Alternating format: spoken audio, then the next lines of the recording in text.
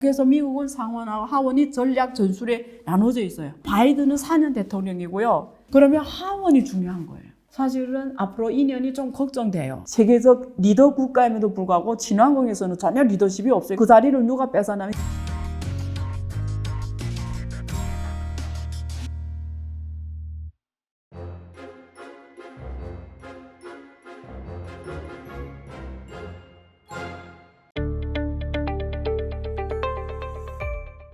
또 이제 미중 정상회담 말고 네. 한중 정상회담도 약 한 3년 만에 열렸어요. 네. 그래서 한 25분 정도 진행이 된 것 같은데 네. 사실상 그 한국이 그 사드 배치 이슈 이후로 이 중국과의 뭔가 이 경제 협력 관계라든지 이런 것들이 상당히 좀 멀어지곤 했었는데 네. 이번 정상회담을 통해서 뭔가 약간 좀 바뀔 수가 있을지 좀 궁금하긴 하거든요. 네. 네. 이렇게 보시면 돼요. 이번에 그 둘이 서로 다르게 나갔어요. 그 한국 언론에는 네. 둘이 정상회담 했는데 네. 시진핑이 이제 곧 상황이 정리되는 대로 한국에 방문하겠다.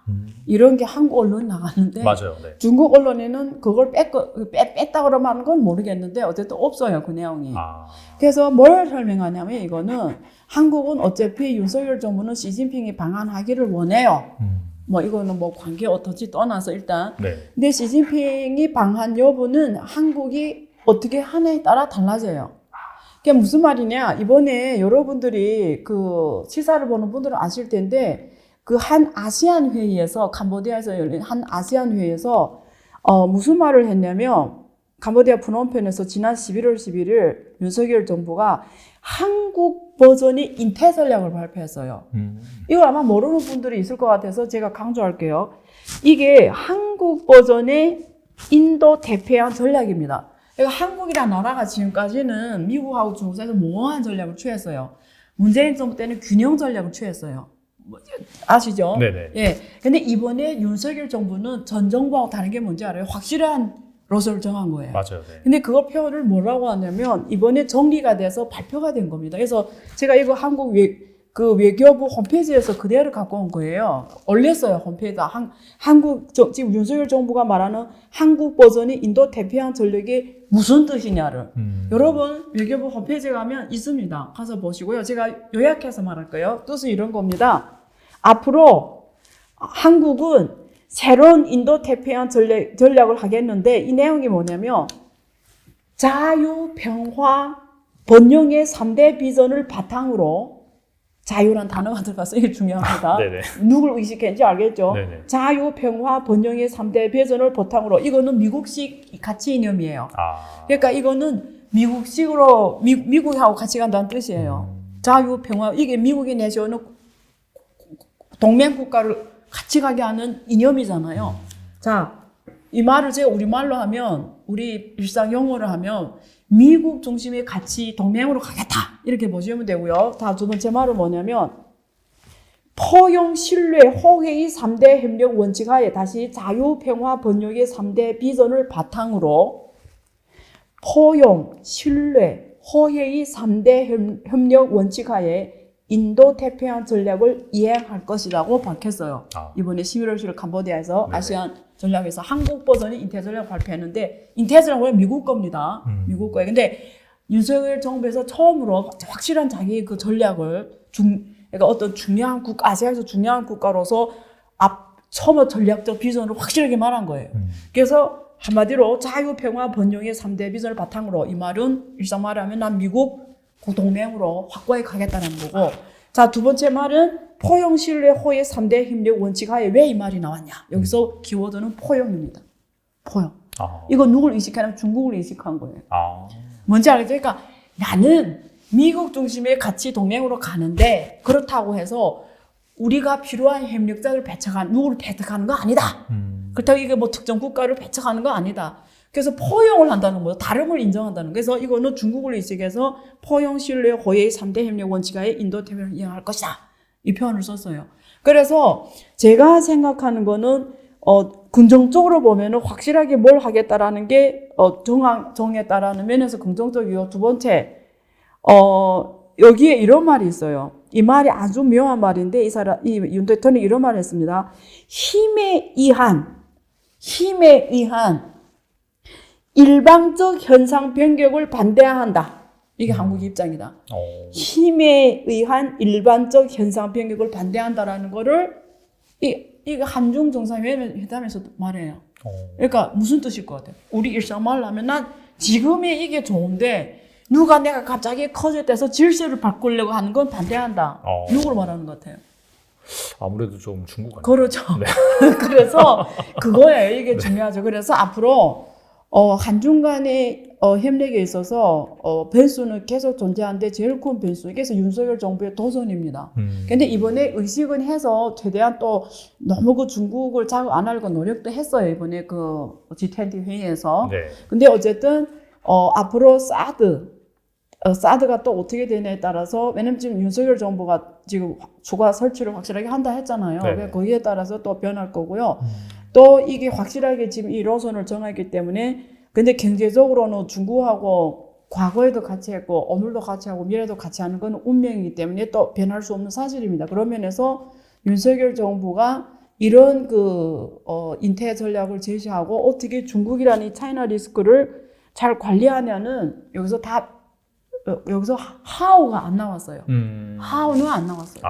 그러니까 중국은 거기에 따라서 상황이 변화시켜요. 근데 중국은 기본 원칙은 지금 고립된 외교 전략을 돌파하려고 합니다. 아까 말했잖아요. 중국인대와 평화 발전을 했잖아요. 주변 국가들하고 중국말로 허핑相处, 평화롭게 하면서 서로 협력할 건 하고 뭐 경쟁할 거는 경쟁하고 뭐 이런 주의이기 때문에 오픈됐어요. 중국은. 근데 서로 또 이 한국하고 중국은 뭐냐면 국민들도 그래요. 서로 문제를 이해하는 사고의 틀이 다릅니다. 그래서 한국 사람들은 한국 사람대로 중국에서 상처를 받고 중국 사람들은 또 중국 사람대로 또 한국에서 상처를 받아요. 그래서 뭐 일각에서는 뭐 중국 젊은이들, 한국 젊은이들이 뭐 서로 관계 안 좋다 막 이런 말도 나왔잖아요. 네. 근데 그게 사실은 실제 대부분은 오해거든요. 근데 그게 왜 그러냐면 어떤 문제에 대한 사고의 틀이 다르거든요. 그런 부분이 있습니다. 그러니까 제가 조금 더 보면 제가 이렇게 그냥 경험적으로 저희의 경험에 비추어서 말할 때 뭐 꼭 이렇다는 건 아니고 그냥 제가 한국에서 이렇게 오랫동안 연구 활동하고 이러잖아요. 그래서 봤을 때 사고적 틀 측면에서 보면 한국 사람들은 전술적 사고가 잘해요. 전술적 사고가 뛰어나요. 네. 전술적으로. 네. 근데 중국 사람들은 전략적 사고가 뛰어나요. 그러니까 전략적 사고와 전술적 사고는 또 다릅니다. 중국 사람 사고 방식 먼저 판을 까는 거예요. 그래서 둘이 문제 접근 방식이 다릅니다. 근데 그게 역사적 배경이 있어요. 한국 사람들은 일단 임기가 제한돼 있고 그렇죠. 회사 내에서도 평가 체제라든가 이런 게 다 단기에 초점하니까 그래 내가 뭐 1년 후, 3년 후, 5년 후는 모르겠고 일단은 내 앞에 일이 중요하다 이래서 전술에 신경 쓸 수밖에 없고 중국은 보통은 관료들도 몇십 년씩 그 자리에서 하거든요. 그러니까 장기가 가능해. 이번에도 그 중국 공산당 20대 당대회도 두 개 100년을 말하잖아요.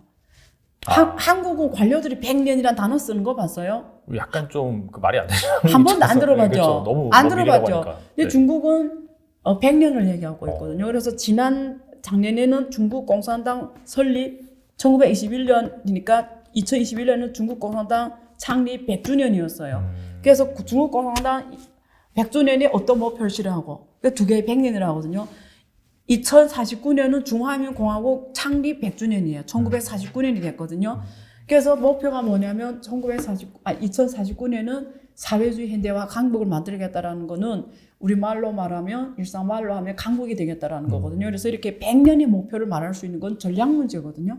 그래서 이런 거는 중국 사람 사고방식이 이래요. 그 다음에 전술을 고민하거든요. 그런 면에서 사고의 방식이 바라보는 각도, 생각하는 이거 다 다르기 때문에 오해가 같은 아시아 국가고 같은 유교 문화 국가고 같은 어떻게 보면 기본 문화 바탕은 같은데 맞아요. 네. 의외로 대화가 안 되거든요. 오히려 미국하고 중국이 대화가 더 잘 돼요. 우리가 말하는 일상 사람들을 말합니다. 이 정치를 빼고 사고방식 면에서는 제가 느꼈을 때는 오히려 미국 사람하고 중국 사람이 사고의 틀이 비슷해요. 근데 한국하고 일본이 비슷해요. 전술적인 이게 사고의 틀이 비슷하더라고요. 이건 제 경험입니다. 네. 이렇다는 게 제가 생각했을 때 제가 경험한 건 이렇다는 거예요. 예. 알겠습니다. 최근에 또 중요한 또 이슈가 있었죠. 네. 바로 이제 미국의 중간 선거인데 네. 사실 언론에서 얘기한 바로는 네. 상원, 하원 모두 다 이제 공화당이 가져갈 것이다. 네네. 왜냐면 바이든 지지율이 워낙 안 그렇죠. 좋다 보니까. 근데 네. 약간 좀 반전의 드라마가 생겼습니다. 네, 하원 맞아요. 같은 경우에는 뭐 공화당이 가져갔는데 맞아요. 상원은 극적으로 이제 맞아요. 민주당이 역전승을 했단 맞아요. 말이죠. 그래서 네. 약간 바이든의 입지가 강화되고 트럼프는 다시 약간 지는 그런 맞아요. 분위기긴 한데 네. 이게 약간 좀 그렇다면 앞으로 이제 국제 정세가 어떻게 될 것인지 네. 투자 관점에서 어떤 의미가 있는지 좀 궁금하거든요. 오케이. 네. 그러니까 말씀하신 대로 원래는 이번에 붉은 물결이 휩쓸 것이라고 그랬잖아요. 네. 트럼프가 또 대단히 또 했고 자기가 이번에 정식화 했어요. 이제 나온다고. 자기 나온다고. 맞아요. 예, 네. 공식화 했어요.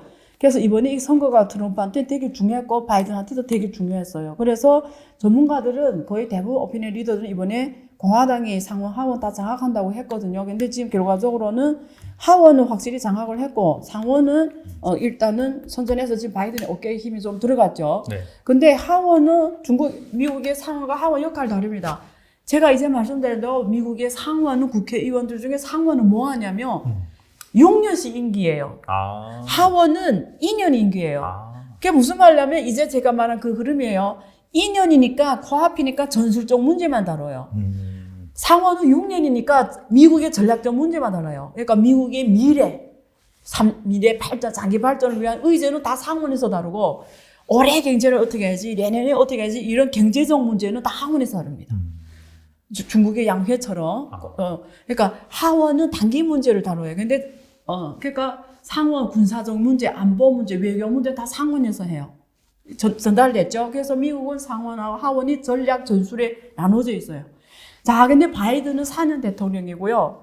4년 동안 경제를 해야 되잖아요. 그렇죠. 그러면 하원이 중요한 거예요. 아. 왜냐면 4년 후에 바이든 대통령 할지 몰라요. 그러니까 어쨌든 이 4년 기간이 잘해야 그 다음에 새로운 대통령도 민주당 쪽에서 나와요. 그렇죠. 근데 이 4년을 만약에 잘 못하면 네. 경제가 안 좋으면 네. 다음에는 공화당이 대통령이 나와요. 이게 민주주의 전점이에요. 아. 먼저 국민들이 이 당을 뽑았는데 한번 지켜봐. 해봤더니 잘 못해. 그럼 국민들이 투표로 우리가 발로 투표한다고 그러잖아요. 네. 떠나죠. 네. 그 다음에 그럼 이번에 니 해봐고 표를 몰아주는 거죠. 그러면 이렇게 보통 이렇게 개체가 되면서 민주주의 국가는 이렇게 항상 서로 견제와 균형이 이렇게 되는 거잖아요. 네. 권력. 근데 지금 이번에 바이든은 지금 앞으로 2년밖에 안 남았어. 2년 잘해야 되는데 하원이 공화당이 장악했어요. 그러면 어떻게 하죠? 뭐 어떻게든 못하게 할 거 아니에요. 바이든이 그렇죠. 하는 건 다 못하게 할 거란 네. 말이에요. 그런 면에서 사실은 앞으로 2년이 좀 걱정돼요. 아. 경제나 이런 게. 단기는 어쨌든 민주당이 협력을 안 해줄 거란 말이죠. 예를 들면 바이든이 그 미국은 세금을 올리는 거거든요. 근데 공화당은 세금 내리는 쪽이고요. 맞아요. 예, 이게 이 러시아 우크라이나 지원도 다르거든요. 민주당은 세계에 나가서 경찰 역할을 해야 되고 대상 역할을 해야 되잖아요. 형님 역할을 해야 되잖아요. 그러니까 우크라이나 적극적으로 지지하자주의인데 공화당은 옛날에 트럼프 때 봤죠. 우리는 다른 나라 괜찮이지 않네. 이 세계 문제 우리는 아메리칸 퍼스트. 맞아요. 우리만 해야 돼. 막 그래서 막 이민도 반대하고 막 이렇게 미국 사람 백인 중심의 이런 정치잖아요. 그래서 러시아 우크라이나 전쟁 지원하는 거에 대해 예산 감축. 근데 지금 문제는 전쟁이 계속 장기화되고 있잖아요. 근데 중국에 대한 기술 견제는 두 당이 똑같습니다. 중국 문제에서 기술 견제는 똑같아. 이거는 큰 변화가 없을 것 같아요. 결국은. 그래서 근데 환경 문제는 또 둘이 달라요. 공화당은 이 환경은 처음부터 거짓말이라고 해요. 세상에 뭐 지구 온난화 거짓말. 그래서 그 파리 기후 협정에서 탈퇴했잖아요. 근데 그 바이든이 대통령 되자부터 첫날에 바로 복귀했거든요. 파리 기후 협정에. 네. 그래서 민주당은 친환경 중요시해요. 그래서 배터리 산업이라든가 미래 신재생 에너지라 이런 데서 엄청나게 전략적으로 돈을 많이 쓰는 반면에 공화당은 처음부터 그런 명제는 없었어. 무슨 다 인간이 만들어낸 거짓말이라고 하거든요. 이 지구 온난화 문제는. 네. 또 거기 친환경 이슈가 그래서 앞으로 친환경 이런 관련주들 신재생 에너지 이런 거는 또 이게 공화당은 다른 뷰를 갖고 있으니까 이런 쪽의 예산이나 이런 것들이 쉽게 가지게 그래서 그게 반인플레이션 감축법 중에 대부분 친환경 쪽이거든요. 그렇죠. 네. 그래서 의료 문제 지금 민주당은 의료 보험을 엄청 강조하잖아요. 오바마 케어부터 시작해서 그거 복귀시켰잖아요. 트럼프가 없애버렸는데 복귀시켰거든요. 그래서 그런 의료 문제라든가 이런 게 다 반인플레이션 감축법에 들어가는데 그런 것들이 상당 부분 현실적으로 실행이 어렵겠죠. 그리고 지난번에 그 반인플레이션 감축법도 사실 지금 3년 유예하는 거로 다 지금 법안이 늦춰지고 있어요. 그러니까 못하고 있어. 그게 중국을 견제하는 걸로 나왔는데 현실적으로 지금 실행이 잘 안 되고 있어요. 그래서 그런 면에서 또 지금 하원이 또 공화당이 장악했으니까 더 어려워지겠죠. 네. 그래서 그렇게 보시면 될 것 같아요. 약간 좀 그럼에도 불구하고 약간 친환경 이쪽은 거스릴 수 없는 약간 네. 추세긴 하는데 근데 공화당 그렇게 안 생각한다니까요. 그렇죠. 정책적 불확실성 때문에 예. 아무래도 약간 좀 그 예. 속도라든지 그런 부분은 약간 맞아요. 딜레이가 걸릴 수가 있겠네요. 아니 그렇죠. 어차피 이건 시대적 흐름이니까 네. 미국이 안 해더라도 의외로 미국의 탄소 배출권 시장이 되게 싸요. 미국은 탄소 배출권 시장이 원화로 한 10,000원. 우리가 1CO2 톤당 말하거든요. 미국은 10,000원이에요. 한국은 제일 싸서 20,000원이고요. 옛날에 항상 30,000원이었어요. 한국보다 훨씬 싸요, 미국이. 그러니까 친환경 잘 안 해요, 원래. 그 교토 이정소를 안 하겠다고 안 했어요, 지금까지 미국은. 친환경 안 나왔어요. 그래서 미국 이쪽이 되게 의외로 세계적 리더 국가임에도 불구하고 친환경에서는 전혀 리더십이 없어요. 근데 누구한테 그 자리를 누가 뺏어나면 유럽이 빼앗은 거예요. 그래서 유럽이 친환경에서 IP 특허가 제일 많이 이유도 그걸로 세계를 선도하려고 유럽이 했던 거예요. 그래서 지금 친환경 선도하는 거 유럽이잖아요. 유럽은 1CO2 톤당 탄소 배출권이 80,000원이거든요. 제일 싸도 60,000원이에요. 중국은 5,000원이에요. 이렇게 가격이 다 달라요. 중국 5,000원, 미국 20,000원, 한국 20,000원, 유럽이 지금 떨어져서 60,000원, 보통 80,000원이었어요. 똑같은 이 탄소 배출권이. 그래서 그런 면에서 미국은 전례로 적극적이지가 않았어요. 예. 셀가스도 하잖아요. 셀가스 엄청 판에서 팔잖아요. 그래서 가스 동기국가가 됐잖아요. 미국이. 그리고 수출하는 국가가 됐고. 네. 그게 다 환경 문제 엄청 심각하거든요. 미국은 환경 문제에서 리더십을 잃었어요. 주로 유럽입니다. 예. 그래서 오히려... 중국은 아까 중국식 현대화 어떻게 하워에서 친환경 강조한 게 왜냐면 중국이라는 나라가 글로벌에 공급망에서 미국이 자꾸 중국을 빼려고 하잖아요. 그러니까 유럽이 중요합니다. 유럽이 어떻게 행동이 나오냐. behavior. 그래서 이번에 독일 총리 보고 가지 말라고 했거든요. 확실하게 서발로서는 딱 서서 해야 되는데 유럽이 갔잖아요. 유럽이 왜 갔겠어요? 지금 무너져가는 독일 경제를 살릴 수 있는 거는 중국 시장밖에 없어서 이번에 가서 엄청난 딜을 따왔잖아요. 맞아요. 그게 침체된 독일을 살릴 수 있으니까 자본의 피가 민주주의 피보다 더 진한 거죠. 독일도. 그래서 갔단 말이에요. 그러니까 중국이 친환경 하면은 지금 유럽이 어느 쪽에 서냐가 되게 중요한데 그게 친환경이 있습니다. 놀랍게도 미국은 그 리더십을 잃었습니다. 어떻게 보면 공화당이 이번에 하원을 장악함으로 네. 인해서 유럽의 에너지 패권은 더 강해질 수 있다. 그렇게 볼 수도 있겠네요. 그렇죠. 걔네 원래 또 제일 잘하고요. 예. 알겠습니다. 예. 유럽을 아무튼 한번 네. 주목해보는 것도 네. 괜찮을 것 같습니다. 2020년, 2021에 돈 못 번 사람들은 정말 부끄러워요. 그건 아무나 돈 벌 때예요. 모든 사람이 돈 버는. 근데 그게 저는 또 2030년 전후로 온다고 봐요. 그럼 그때까지 아무것도 안 하냐? 아니거든요. 그때 왔는데 여러분 준비를 안 하고 있으면 못 잡아요.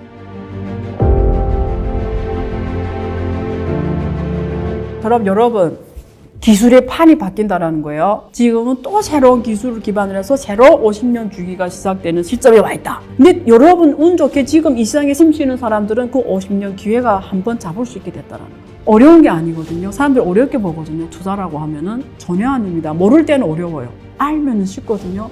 근데 이런 얘기를 누가 해주네 안 해주네에 따라 하늘과 땅 차이입니다. 그런 얘기를 해줄 거예요. 98년에 구글, 애플, 중국의 알리바바, 텐센트, 아마존 이런 기업들처럼 그 시작점이다 지금. 그런 사람들이 2.5% 안에 있는데 maybe 당신이 그 2.5% 들 수가 있다. 그런 시야, 인사이트를 주는 시간이 되도록 제가 하려고 하는 겁니다.